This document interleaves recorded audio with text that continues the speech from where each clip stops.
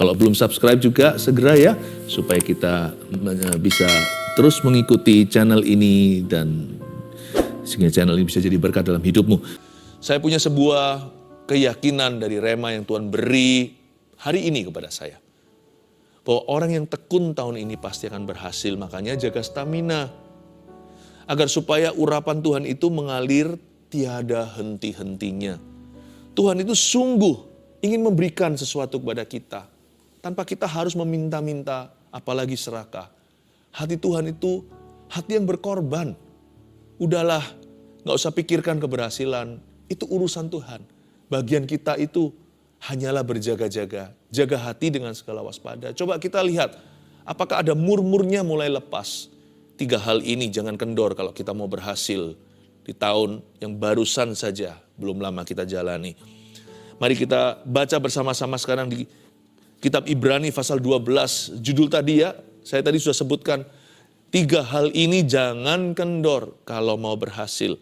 Saya baca dulu ayat 12 sampai ayat 17. Sebab itu kuatkanlah tangan yang lemah dan lutut yang goyah. Dan luruskanlah jalan bagi kakimu, sehingga yang pincang jangan terpelecok. Tetapi menjadi sembuh. Berusahalah hidup damai dengan semua orang.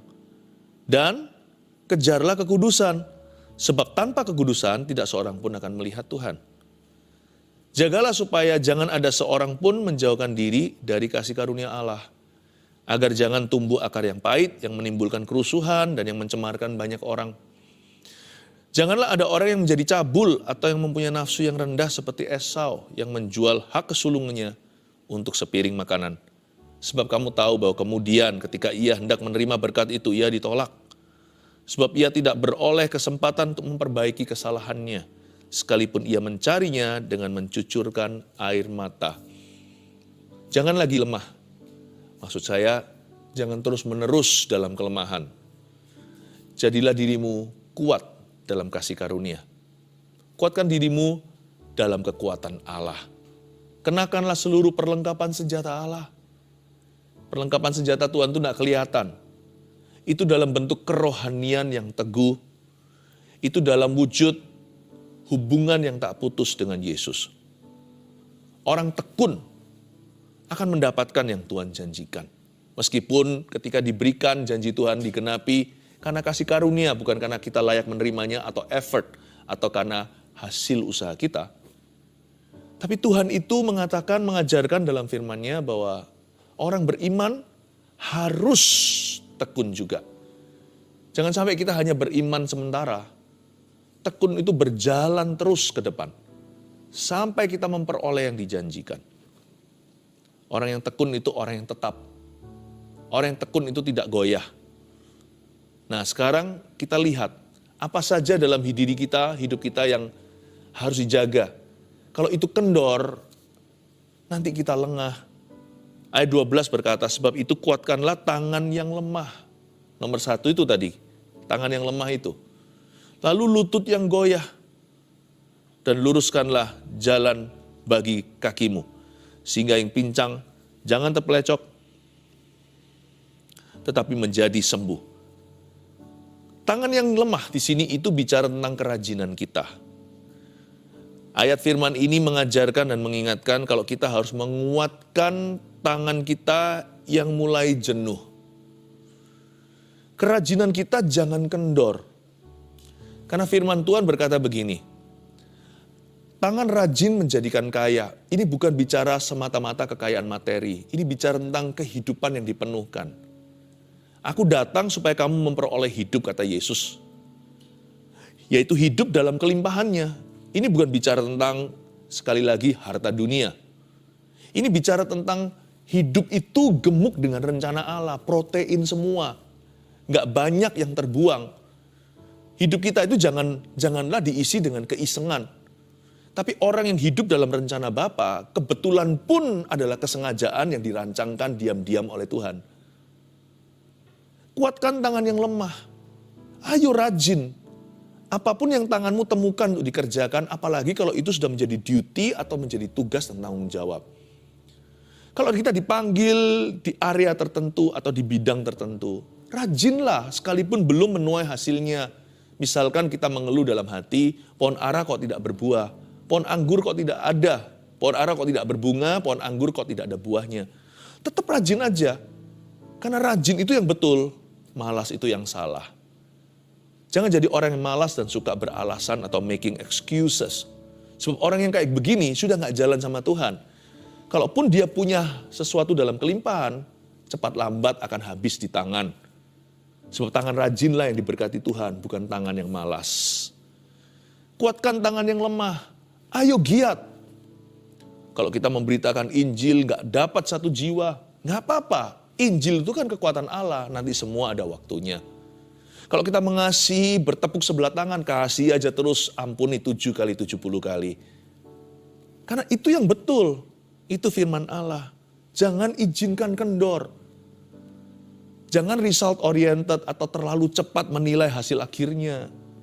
Kalau kita lagi olahraga itu jangan keburu-buru mau lihat papan skor melulu, nanti terus dibalap sama musuh. Ya, put your head in the game. Fokus, saudara-saudaraku, keluarga Saat Teduh. Kuatkan tangan yang lemah. Tapi bukan hanya kerajinan itu kan bicara tentang aktivitas kita. Tapi lututnya juga jangan goyah. Lutut yang goyah di sini bukanlah cedera karena olahraga. Lutut yang goyah ini bicara tentang kerohanian. Ini ayat-ayat kiasan. Kakimu, tanganmu jangan lemah, lututmu jangan goyah. Lutut yang goyah, lutut itu sinonim sekali sama dengan berdoa atau bersujud di hadapan Allah. Doa juga jangan kendor. Sekalipun tidak kunjung melihat jawaban sampai sekarang Tuhan belum berfirman. Terus berdoa. Berdoa itu mesti tekun. Doa itu nggak tentu instan, hasil maupun jawaban. Kalau kita berdoa disuruh Tuhan minta, kadang-kadang minta sekali dikasih. Kadang-kadang kalau minta pun belum dikasih, kita harus berani jalan di mil kedua dengan Tuhan, bukan hanya sampai memintanya, tapi mencarinya bersama dengan Tuhan. Carilah kau akan mendapat. Kalau cari juga belum dapat, kadang-kadang kita perlu usaha lebih lagi. Selangkah 2 langkah lebih lagi, yaitu mengetuk pintu. Menggedor pintu itu gak sekali, dan bukan sekali-kali. Kalau kita tahu di dalamnya ada orang, dan ada janji Tuhan menunggu.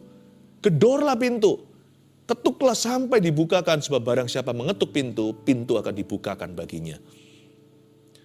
Lutut itu jangan goyah, doa itu jangan sebentar saja. Doa itu gak jodoh sama yang namanya sementara. Doa itu harus tidak jenuh-jenuh. Tidak putus-putus, unceasingly dalam bahasa Inggrisnya, berdoalah tanpa putus. Jangan sampai kakimu itu, lututmu goyah dan luruskanlah jalan bagi kakimu, sehingga yang pincang jangan terpelecok, tetapi menjadi sembuh. Wah, bagus sekali ini. Jalannya disuruh luruskan bagi kaki.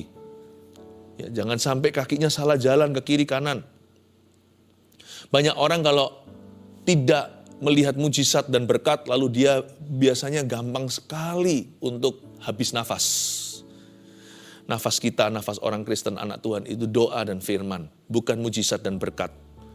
Sekalipun jalan kita belum melihat titik terang, tetap harus jalan lurus, jangan ke kiri kanan. Mendingan saya di jalan setapak kaki itu, setapak langkah, jalan yang sempit sekali di gang tapi terang. Daripada saya eksplorasi masuk ke kanan kiri, lalu di sana ada serigala bersembunyi. Kelihatan gelap, gak ada apa-apa. Tapi binatang buas semua. Jalan yang betul adalah yang dituntun oleh pelita. Firman adalah pelita bagi kaki, terang bagi jalan. Mendingan jalanku sempit. Mendingan jalanku susah. Tapi kalau saya jalan sama Yesus dalam suka dan duka, jalanku pelan, lamban, namun pasti. Saya tahu jelas ini menuju ke tujuan yang Tuhan inginkan. Bukan kehendakku yang jadi, tapi kehendakmu. Kalau kehendakmu kadang-kadang sulit diikuti, lebih baik aku mengikuti kehendakmu daripada kehendakku sendiri.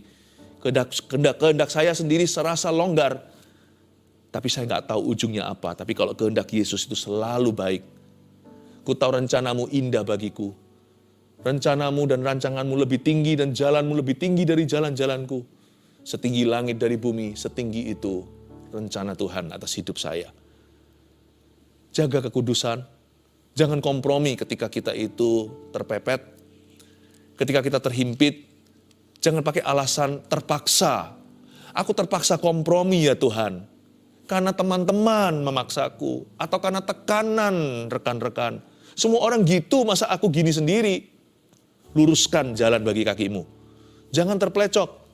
Jangan sampai nanti ketika Tuhan menjawab doa kita, kita lagi gak layak terima. Kita merasa diri berdosa.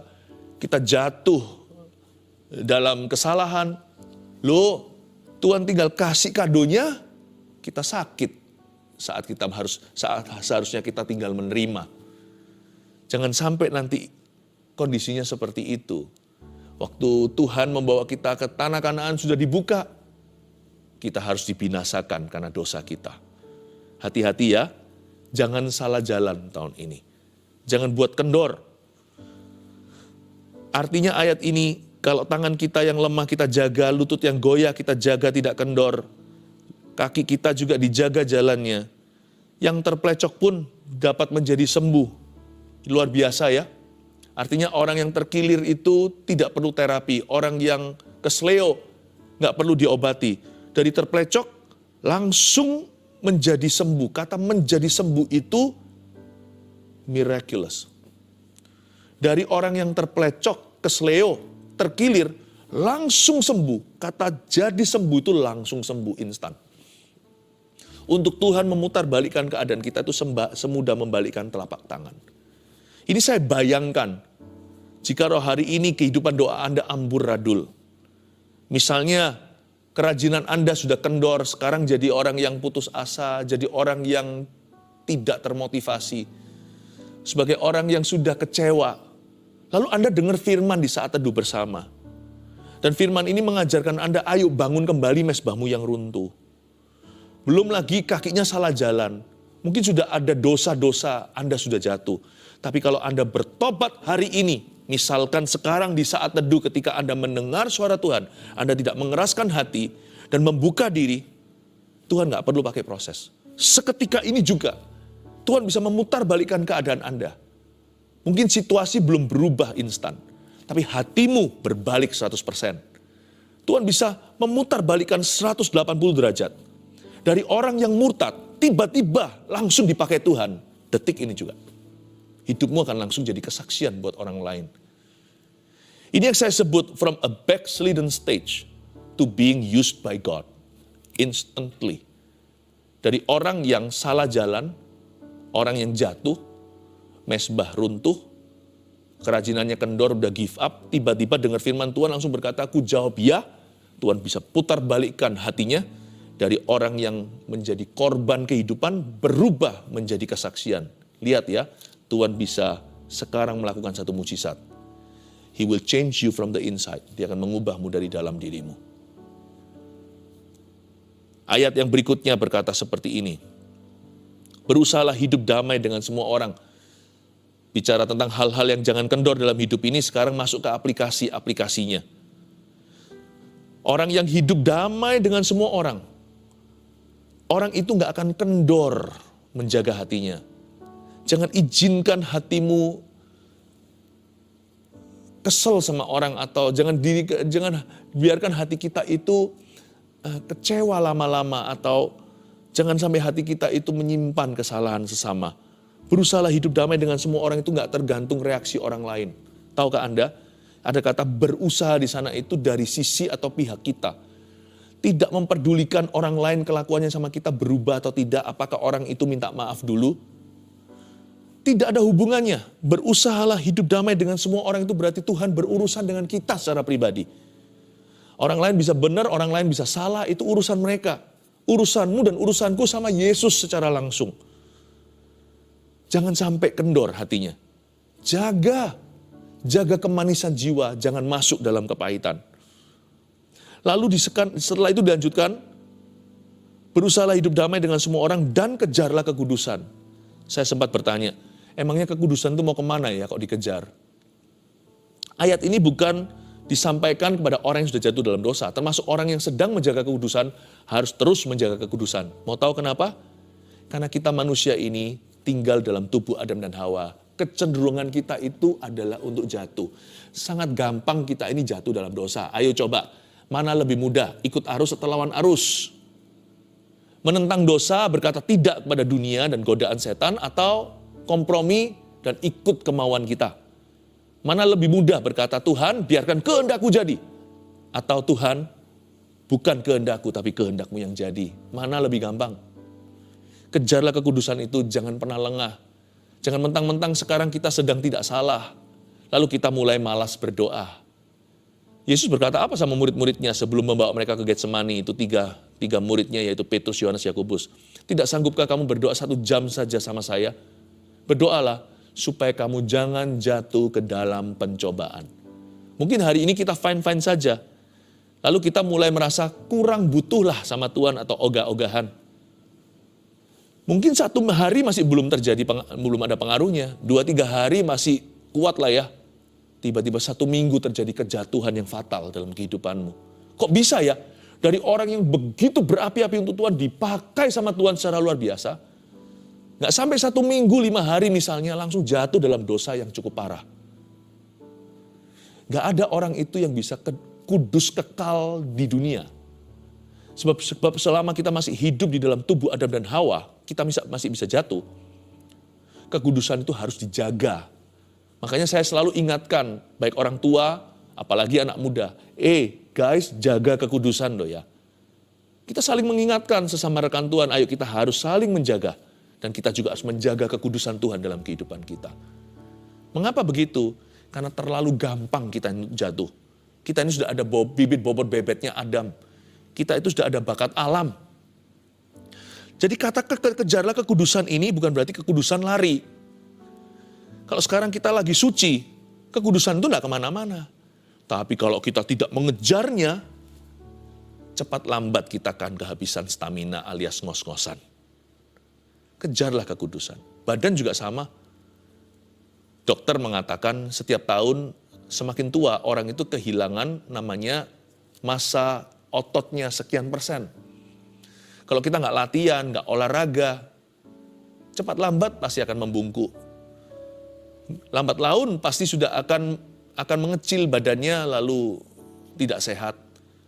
Atau kalau jantung kita nggak dilatih. Meskipun sekarang atlet, tapi kalau kita nggak latihan sebulan, nanti disuruh lagi lari sekian kilo, udah nggak mampu. Gampangnya gitu, gampangnya begini. Badan kita itu ada gravitasinya yaitu kuburan. Hidup ini ada gravitasinya yaitu kematian. Dan manusia lama kita itu ada gravitasinya yaitu dosa. Hati-hati ya, kejarlah kekudusan. Jangan biarkan, jangan kasih yang namanya kekudusan itu kendor dalam kehidupanmu. Jaga terus. Jangan mentang-mentang sekarang kita itu sudah suci dan kudus, sudah benar di depan Tuhan, kita kompromi kiri kanan, nggak apa-apa. Merasa diri kebal dosa. Biasanya orang yang merasa kebal itulah esok hari jatuh. Kejar kekudusan itu. Sebab tanpa kekudusan tidak seorang pun akan melihat Tuhan. Melihat Tuhan di sini bukanlah melihat Tuhan dengan kasat mata. Kalau kita mau melihat Tuhan nyata dalam hidup kita, ada penyertaan, pembelaan. Kalau kita mau melihat tuntunan Roh Kudus itu begitu real di dalam kehidupan ini, sekalipun kita tidak melihat Dia dengan mata jasmani, tapi terlalu nampak sekali dalam kehidupan beberapa orang, tangan Tuhan dalam dirinya itu jelas nyata. Orang yang nggak percaya Tuhan aja bisa lihat loh, sungguhan loh Tuhanmu itu ada. Kalau kita mau yang gituan dalam hidup kita, mesti jaga kekudusan. Sebab tanpa kekudusan, Tuhan tidak mau campur tangan dalam kehidupan orang itu. Orang yang tidak menjaga kekudusan Allah dalam hidupnya, alias kompromi sembarangan dengan dosa, atau tidak takut akan Allah, orang yang demikian Tuhan tidak mau beracara. Tanpa kekudusan gak akan kita melihat Tuhan, tapi dengan kekudusan yang kita kejar-kejar tadi itu, kita akan melihat Tuhan. Menjaga kekudusan itu rewarding. Upahnya besar, bukan hanya di sorga. Upahnya bahkan besar di dunia.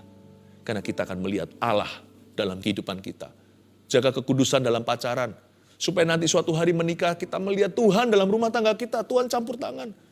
Jangan heran, anak orang-orang yang menjaga kekudusannya sejak pacaran. Nanti akan kelihatan bedanya penyertaan Tuhan dalam diri anak-anaknya. Jangan irilah ya. Hai orang fasik, jangan iri sama orang benar. Sebab engkau tidak menabur apa yang mereka tabur. Makanya engkau tidak menuai apa yang mereka tuai. Saya ingin kita untuk melihat bahwa menjaga kekudusan itu sangat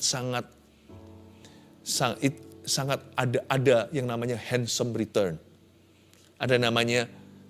Ada sesuatu yang dikembalikan dari Tuhan dalam kehidupan kita, sekalipun menjaga kekudusan sudah menjadi kewajiban kita, nggak usah minta upah. Tapi Allah kita itu nggak pernah lupa memberi tips. Tuhan itu murah hati. Tipsnya Tuhan itu lebih besar dari salary kita, lebih besar dari gaji kita. Ini bukan bicara tentang materi atau berkat dunia, ini bicara tentang perhatian Tuhan dalam kehidupan anak-anaknya. Wow, Jesus is wonderful, Tuhan itu luar biasa. Jagalah ya, supaya jangan ada seorang pun menjauhkan diri dari kasih karunia Allah. Agar jangan tumbuh akar pahit yang menimbulkan kerusuhan dan yang mencemarkan banyak orang. Ayat 15 juga bagus. Sebelum nanti saya rangkumkan ya apa aja yang gak boleh kendor dalam kehidupanmu dan kehidupanku. Kita disiram terus dengan pewahyuan setiap ayat firman ini. Jagalah supaya jangan ada orang yang menjauhkan diri dari kasih karunia Allah. Dalam hidup ini ada aktivitas-aktivitas dan perkara-perkara yang sangat syarat sekali dengan kasih karunia Allah. Misalnya worship, menyembah. Misalnya berdoa. Ada sebuah pepatah yang sekarang lagi betul-betul meremah di hati jemaat gereja Mawar Syaron adalah banyak doa, banyak kuasa. Sedikit doa, sedikit kuasa, tidak berdoa tidak ada kuasa. Orang yang berdoa tidak menjauhkan diri dari kasih karunia, malah mandi dalam kasih karunia itu. Orang yang memuji, menyembah Tuhan, bertata di atas pujian umatnya, menjadi dekat sama Tuhan, bukan menjadi jauh. Baca Alkitab. Orang yang merenungkan firman siang dan malam, apapun yang diperbuatnya berhasil. Beruntunglah perjalanannya, Yosua 1 dan Mazmur pasal 1 pula. Ada hal-hal tertentu, aktivitas-aktivitas, perkara-perkara yang merupakan wujud kasih karunia Allah. Termasuk pelayanan atau ministry. Jangan jauhkan dirimu dari hal-hal ini. Jangan biasakan dirimu menjauhi pertemuan-pertemuan seperti yang tertera dalam surat Paulus. Tapi pakai pertemuan-pertemuan orang-orang benar, pertemuan saudara seiman. Pakai itu untuk saling mendorong, saling mengingatkan. Menjelang kedatangan Tuhan. Kenapa kita jangan menjauhkan diri dari semua wujud kasih karunia ini, agar jangan tumbuh akar yang pahit. Coba Anda lihat ya, daging kita itu ada kumatnya. Jadi kalau kita mulai jauh dari aktivitas-aktivitas tertentu, kita mulai jarang memuji, jarang ke gereja, kita mulai gak pernah buka Alkitab, apalagi gak pernah membacanya sama sekali, kita sudah jarang dengar lagu-lagu pujian, yang didengar hanyalah lagu-lagu populer, kita sudah tidak lagi mendengarkan khotbah. Lebih banyak sekarang itu nonton-nonton misalkan di sosial media yang fun-fun, apalagi yang lucu-lucu, jangan-jangan yang rusak-rusak. Nanti lihat ya, ketika kita mulai masukkan semuanya ini, bukan lagi kasih karunia, tapi keduniawian, orangnya pun mulai berubah, tumbuh akar pahit. Bukan karena siapa cari gara-gara, sensitifan jadi orang. Ada orang ngomong apa nggak terima, mulai bermusuhan, dulu jadi berkat, jadi terang, jadi garam, sekarang kemana-mana keruh hubungan. Bukan hanya itu. Kita harus mengerti bahwa daging kita mulai bangkit ketika kita mulai jadi orang yang pesimis dan negatif. Tumbuh akar pahit itu muncul dalam nafasnya. Ketika kita makan sesuatu, misalkan makanan itu pun kadang-kadang tercium ya dari bau badannya. Demikian pula ketika kita mulai jauh dari kasih karunia, mulailah tercium bau akar kepahitan di dalam diri kita. Orangnya mulai negatif. Orangnya mulai pesimisan. Mulai gak kenaan. Tidak terimaan. Orangnya mulai sensitif. Bukan peka sama Tuhan, tapi mulai peka. Hanya perasaannya saja, bukan perasaan orang lain. Kalau Anda melihat tanda-tanda yang saya sebutkan barusan, ketahuilah bahwa mulai ada asam urat rohaninya. Ketika mulai misalkan kakinya bengkak, kolesterol dan sebagainya juga ada tanda-tanda mulai pusing-pusing dan sebagainya. Kalau Anda mulai merasakan gejala-gejala yang saya sebutkan tadi, mungkin ya, tolong diuji lagi, mungkin akar pahit mulai tumbuh di dalam hatimu. Tapi kenapa akar pahit itu bisa tumbuh dengan mudah di dalam hatimu? Karena jauh dari kasih karunia. Biasanya kalau kita lagi dekat sama kasih karunia, susah jadi orang yang negatif. Sekali-kali bisa. Kalau kita sedang penuh dengan kasih karunia, tidak semudah itu jadi orang pesimis. Apa-apa kita didorong sama iman. Belum lagi iman orang lain mengasah. Dan kita nggak bisa menjadi orang yang melulu hanyalah orang yang sensitifan, peka, dan dikit-dikit nggak terima. Nggak bisa, kenapa? Karena kita belajar untuk melayani. Karena kita ditempa untuk melayani Tuhan dan melayani sesama. Berhati hamba, kiri kanan teladan. Susahlah jadi orang yang selalu nggak kenaan dan nggak terimaan. Lalu kalau sudah tumbuh akar pahit, hati-hati ayat yang berikutnya, ayat 16, biasanya dosa seksual pun akan menyusul. Janganlah ada orang yang menjadi cabul, atau yang mempunyai nafsu yang rendah, seperti Esau yang menjual hak kesulungannya untuk sepiring makanan. Awas-awas, sebuah peringatan. Biasanya dosa seksual tidak langsung sehari kita jatuh. Tetapi mulai dengan berubah sifat orang itu, kembali lagi sifat lamanya. Pelan-pelan biasanya akan ke basic insting atau kepada naluri hewan. Tapi sebenarnya di sini dikatakan jangan punya nafsu yang rendah seperti Esau.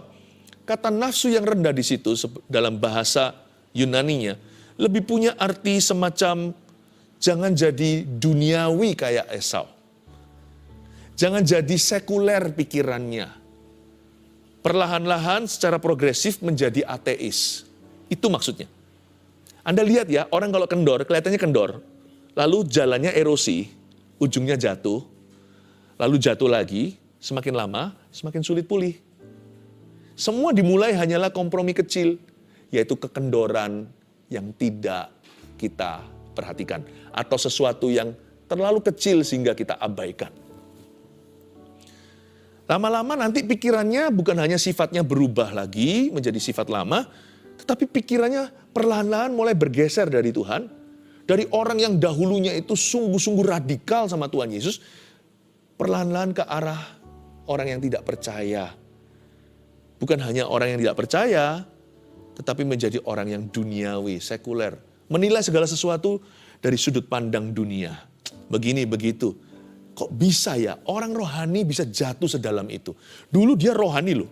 Pernah nggak Anda punya teman jangan-jangan bukan orang lain, jangan-jangan diri sendiri yang saya maksudkan.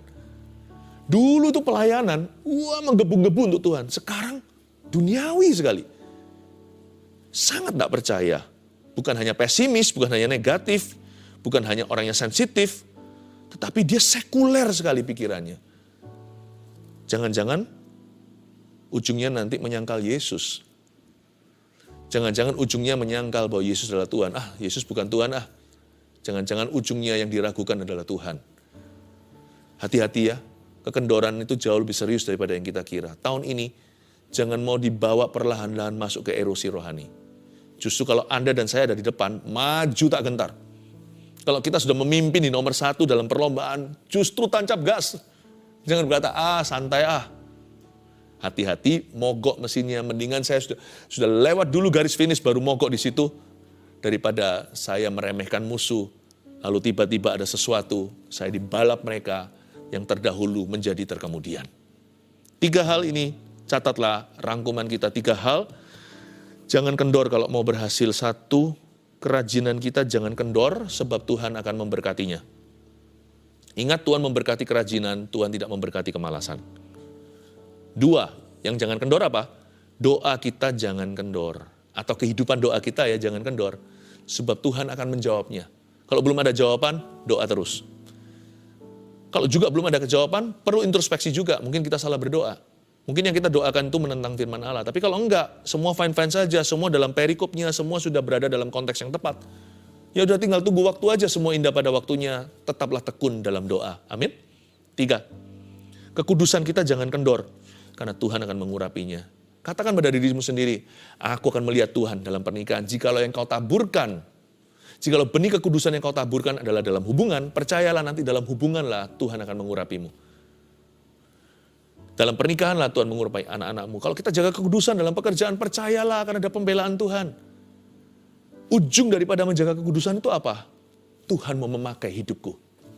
Tuhan akan memakai saya. Ayo kita GR dulu.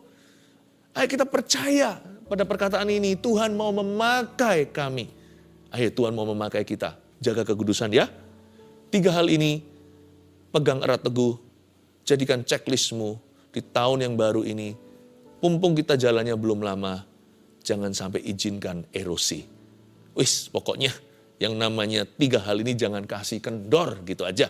1, kerajinan kita jangan kendor sebab Tuhan akan memberkatinya. 2, doa kita jangan kendor sebab Tuhan akan menjawabnya. 3, kekudusan kita jangan kendor sebab Tuhan akan mengurapinya. God bless you, terus maju dalam Kristus. Mari kita semuanya, siapa yang hari ini sudah jatuh dalam dosa, yang diikat belenggu oleh dosa, akui aja di depan Tuhan. Di saat teduh sekarang ini, akui di hadapan Yesus, akui dosamu. Tuhan akan membalikkan kondisimu. Sekarang juga, hari ini juga menjadi hari pembebasanmu. Orang makamaya shananamaya se, iyaralamaya ralamaya sumaradamu. Setiap hati yang kecewa, yang putus asa, yang kerajinannya kendor, yang tangannya lemah, angkat tanganmu sekarang dan terimalah urapan baru. Yang kehidupan doanya udah bolong-bolong, yang kehidupannya mesbahnya udah runtuh, bangun kembali. Gak usah tunggu besok saat teduh pribadi. Sekarang juga mulai doa, mulai sembahyang. Tuhan ada di sini mendengarkan doa dan bangun mesbah doamu yang hancur itu. Oh Ramaya Shanananamu, Tuhan turunkan api kembali di mesbah Elia yang runtuh itu, mesbah Israel yang dibangun nabimu. Tuhan bangun kembali, Tuhan curahkan api. Oh Ramaya Shunanamaya Shwe, tidak ada lagi yang kendor semangatnya. Semua berapi-api untuk Tuhan. Biar semangatmu menyala untuk melayani Tuhan. Oh kasih karunia, kasih karunia. Oh doa itu kasih karunia, ayo doa. Menyembah itu kasih karunia, Tuhan bertahta di atas pujian umatnya. Ayo menyembah. Orang makamaya syana berbahasa roh itu berdoa. Biar Roh Kudus yang berdoa lewat mulut kita saat ini, lewat batinnya. Orang makaya lama dengan seruan yang tak terucapkan oleh manusia. Sekarang waktunya kita mengetuk pintu surga. Ya Ralamaya Shana, nama semangat lagi. Ayo maju lagi. Ayo tidak takut, maju ke depan bersama Tuhan. Oh Ramaya Shana, ya Ralamaya Shana, ya Ralamaya Sura, Ralamaya Shi. Mujizat terjadi lagi hari ini. Miracles are happening again. Oh Ramaya Ralamaya Shana, oh haleluya. Oh Ramatakamaya. Saya merasakan ada satu orang yang sudah mundur dari Tuhan, tapi ada masalah dengan jantungnya. Klepnya itu ada suatu kelainan pada jantung Anda. Klep jantung Anda satu itu bocor. Tuhan tidak menunggu Anda membuktikan diri, melayani dulu dan berbalik kembali. Hari ini Anda berseru, Tuhan berkata, jantungmu itu sembuh, kembali ke dokter. Anda kembali lagi untuk diperiksa. Semua akan diverifikasi secara medis, mujizat-mujizat Allah. Jantung Anda itu tertutup. Tidak ada kebocoran sama sekali. Klepnya yang tidak normal itu semua kembali normal dalam nama Yesus. Tuhan itu baik. Allah bukan hanya membawa hati Anda kembali. Setelah Anda murtad jalan sekarang kembali pada Tuhan. Tapi bersamaan dengan itu Tuhan memberimu kesembuhan. Saya merasakan ada satu orang yang penyakit kuning. Tuhan juga sembuhkan Anda. Saudaraku, Tuhan menyembuhkan Anda keluarga saat teduh. Di dalam nama Yesus aku tengking sakit kuning itu. Demi nama Yesus Kristus. Saya melihat matanya mulai jernih. Oh Tuhan membersihkan kembali. Di dalam nama Yesus, thank you Tuhan. Mari kita angkat tangan kita, kita bersyukur untuk kesembuhan yang terjadi. Kita tahu someone is getting healed. Ada seseorang yang disembuhkan. Ada satu orang yang dilepaskan. Ada keluarga yang dipulihkan. Ada manusia yang dibebaskan oleh Tuhan. Terima kasih Tuhan, terpujilah nama-Mu. Oh haleluya. Saya akan berdoa seperti biasanya di live chat dan di komentar. Ulurkan tangan ke depan. Mari kita sepakat iman. Dalam nama Yesus, I speak healing. Aku deklarasikan kesembuhan dalam nama Yesus Tuhan. Kelepasan bagi mereka yang dibelenggu oleh dosa. Ini kalimat yang Tuhan berikan. Anakku, aku sudah mengampunimu. Saya tahu ini kalimat untuk seseorang saat ini yang bergumul untuk pengampunan. Pengampunan dosa Anda terima di saat teduh bersama. Anakku, kata Yesus, aku sudah mengampunimu. Pergilah dan jangan berbuat dosa itu lagi. Terima kasih Tuhan, terpujilah nama-Mu. Berkati setiap keluarga Saat Teduh dalam nama Yesus Kristus. Haleluya. Amin. Mari kita mengangkat tangan kita untuk menerima berkat dari Tuhan. Terimalah berkat dari Allah Bapa, Allah Putra, Allah Roh Kudus menyertai keluarga Saat Teduh bersama. Berkat orang tekun tak akan mengecewakanmu dari Tuhan. Dalam nama Yesus, haleluya. Amin. Praise the Lord.